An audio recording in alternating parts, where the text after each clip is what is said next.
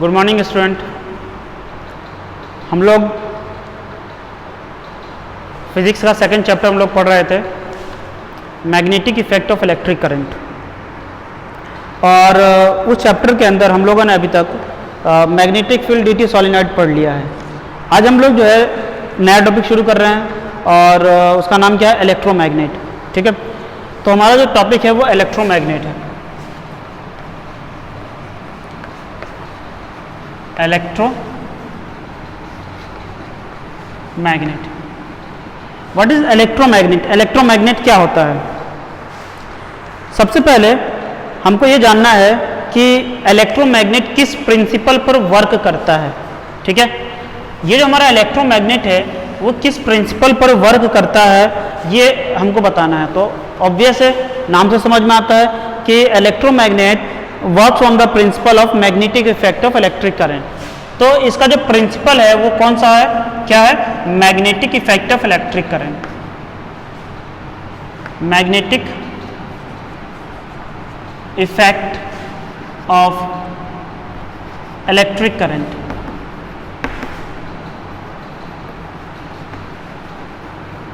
Magnetic effect of electric current. ठीक है, और इलेक्ट्रोमैग्नेट किसे बोलते हैं? ठीक है, तो आप लोग जान रहे होंगे कि electromagnet is a magnet due to the electricity. Electricity के कारण जो मैग्नेट है वो बनता है, उसको हम क्या बोलेंगे? इलेक्ट्रोमैग्नेट बोलेंगे। और हम इलेक्ट्रोमैग्नेट को जनरली कैसे डिफाइन करते हैं कि एक कॉइल, अगर हम एक सॉफ्ट आयरन रॉड लें, ये हमारे पास एक सॉफ्ट आयरन रॉड है और इस सॉफ्ट आयरन रॉड के चारों तरफ अगर हम एक कॉइलिंग कर देते हैं वायर से, एक लॉन्ग वायर से, तो ये क्या बन जाएगा? ये हमारा इलेक्ट्रोमैग्नेट बन जाएगा। ये क्या बन जाएगा? इलेक्ट्रोमैग्नेट बन जाएगा। तो इलेक्ट्रोमैग्नेट को कैसे डिफाइन करते हैं? क्योंकि मैंने सारा नोट्स आपको प्रोवाइड कर दिया है, इसलिए मैं किसी का डेफिनेशन यहाँ पर नहीं लिखने जा रहा हूँ, बट मैं बता देता हूँ इलेक्ट्रोमैग्नेट किसे बोलते हैं। तो इलेक्ट्रोमैग्नेट बोलते हैं कि आप एक सॉफ्ट आयरन रॉड लीजिए और उस सॉफ्ट आयरन रॉड के चारों तरफ एक कॉइलिंग कर दीजिए इंसुलेटेड वायर से, तो आपका ये क्या बन जाएगा? एक इलेक्ट्रोमैग्नेट बन जाएगा। और जैसे ही आप इससे करंट को पास करवाइएगा, जैसे आप इससे करंट को पास करवाइएगा तो ये हमारा क्या बन जाएगा? एक इलेक्ट्रोमैग्नेट बन जाएगा। यहाँ पर मैं एक स्विच लगा देता हूँ।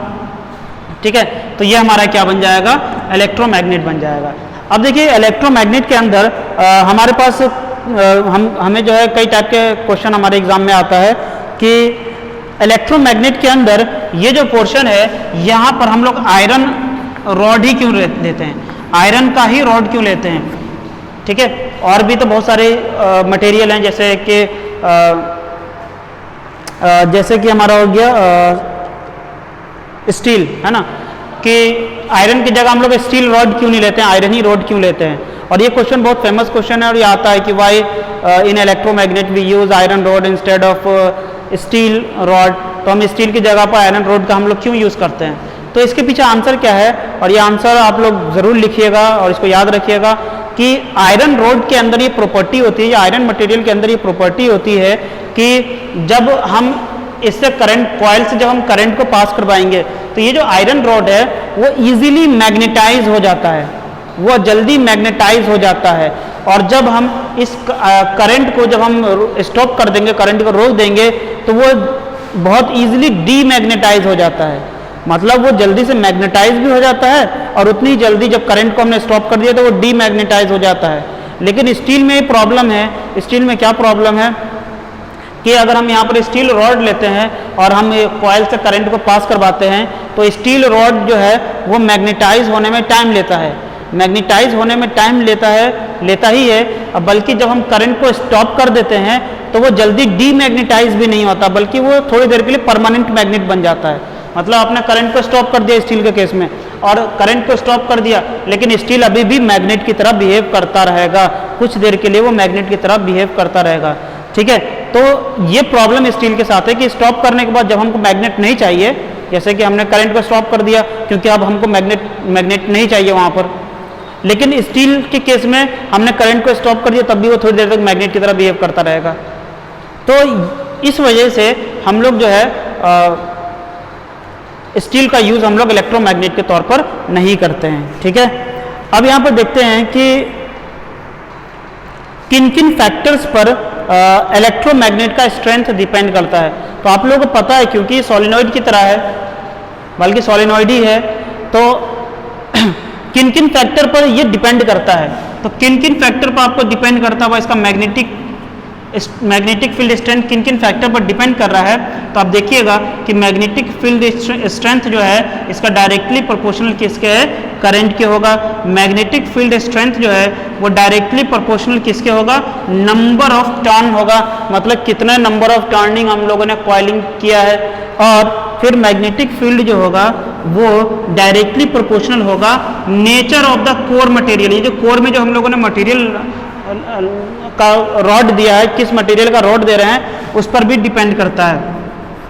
तो किस पर डिपेंड करता है, nature of core material, nature of core material, material of core, sorry, ठीक है, कि हमने जो कोर जो दिया है इलेक्ट्रोमैग्नेट का वो किस मटेरियल का बना है और उस मटेरियल का नेचर कैसा है, इस पर भी ये डिपेंड करता है। ठीक है, उसके बाद जो थर्ड है वो क्या है कि ये डिपेंड करता है कि the length of the air gap between its pole. जो हमारा नेक्स्ट पॉइंट क्या है कि इनके जो इलेक्ट्रोमैग्नेट हमने बनाया, मान लेते हैं कि ये हमारा इलेक्ट्रोमैग्नेट है और ये इलेक्ट्रोमैग्नेट का नॉर्थ पोल है और ये इलेक्ट्रोमैग्नेट का क्या है, साउथ पोल है। तो साउथ पोल और नॉर्थ पोल के बीच में कितना गैप है उस पर भी वो डिपेंड करता है। साउथ पोल और नॉर्थ पोल के बीच में कितना गैप है उस पर भी डिपेंड करता है। तो जैसे कि मैग्नेटिक फील्ड, जैसे कि मैं एक आयरन रॉड लूँ, ये मेरे पास एक आयरन रॉड है, ये मेरे पास एक आयरन रॉड है और इस पर मैंने कॉइलिंग कर दिया और कॉइलिंग करने के बाद मैं जब इससे करंट को पास करवाऊंगा, जब मैं इससे करंट को पास कराऊंगा, मान लेता हूँ ये नॉर्थ पोल है, साउथ पोल है, तो इसके बीच में एयर गैप कितना है, मान लेते हैं इसके बीच में एयर गैप 20 सेंटीमीटर का एयर गैप है नॉर्थ और साउथ पोल के बीच में। और एक इलेक्ट्रोमैग्नेट मैंने कुछ इस टाइप से लिया, ये मैंने एक इलेक्ट्रोमैग्नेट लिया, ठीक है, और इसमें मैंने इस तरह से कॉइलिंग किया,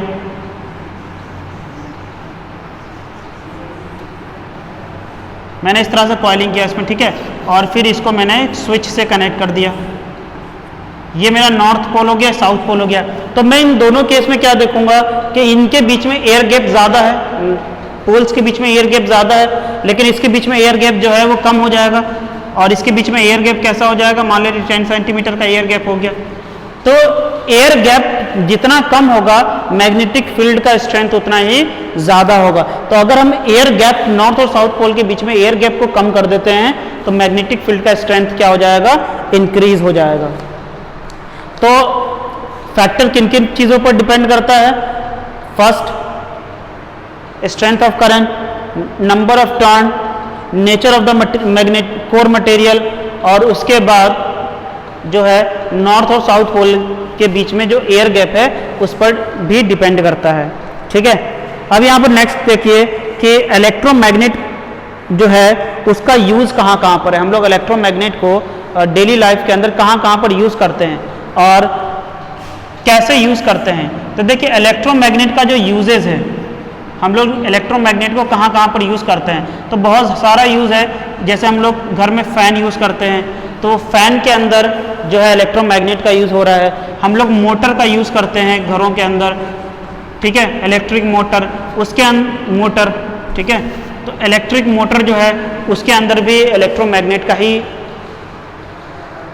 यूज़ हो रहा है। उसके बाद जो है हम लोग जो ग्राइंडर जो यूज़ करते हैं घरों के अंदर, ग्राइंडर मसाला वगैरह पीसने के लिए, तो उसके अंदर भी जो है वो इलेक्ट्रोमैग्नेट का यूज़ हो रहा है। ठीक है, हॉस्पिटल के अंदर बहुत सारे इंस्ट्रूमेंट है जिसके अंदर हम लोग इलेक्ट्रोमैग्नेट का यूज़ करते हैं। मैग्नेटिक बहुत सारे ऐसा हॉस्पिटल के अंदर या मेडिकल पर्पस के तौर पर बहुत सारे ऐसे इंस्ट्रूमेंट है जिसमें हमको मैग्नेटिक इफेक्ट चाहिए जिससे ट्रीटमेंट होता है। तो बहुत सारी ट्रीटमेंट मैग्नेटिक इफेक्ट का यूज़ करके किया जाता है। तो वहाँ पर जो मैग्नेटिक इफेक्ट क्रिएट किया जाता है वो इलेक्ट्रोमैग्नेट का यूज़ करके किया जाता है। ठीक है, इलेक्ट्रिक बेल के अंदर, इलेक्ट्रिक बेल, इलेक्ट्रिक बेल के अंदर भी हम लोग इलेक्ट्रोमैग्नेट का यूज़ करते हैं। तो और भी बहुत सारे यूजेस हैं, जैसे कि स्पीकर के अंदर, जो स्पीकर है उसके अंदर भी इलेक्ट्रोमैग्नेट का यूज़ किया जाता है। तो ये सारी चीज़ें हैं जो है ये सारी जो है यूजेस हैं इलेक्ट्रोमैग्नेट के, और भी इनके अलावा बहुत सारे यूजेस हैं। ठीक है, अब यहाँ पर नेक्स्ट क्वेश्चन जो हमारा इस टॉपिक के अंदर आता है कि हम इलेक्ट्रोमैग्नेट का यूज़ करके कैसे परमानेंट मैग्नेट कैसे बना सकते हैं। ठीक है, how can we make permanent magnet by using electromagnet. For example ये हमारे पास एक इलेक्ट्रोमैग्नेट है, ये मैंने एक इलेक्ट्रोमैग्नेट ले लिया।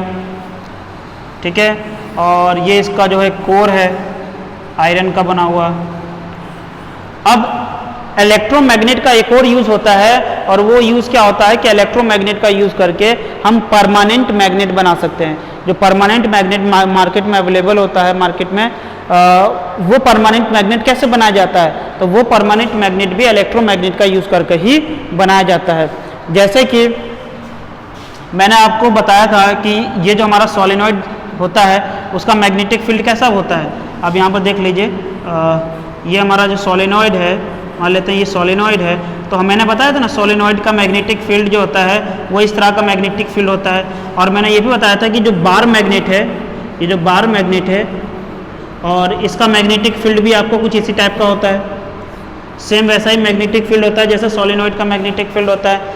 पता है ये क्यों होता है, क्यों बार मैग्नेट जो है ना सोलेनॉइड के मैग्नेटिक फील्ड की तरह ही उसका मैग्नेटिक फील्ड होता है?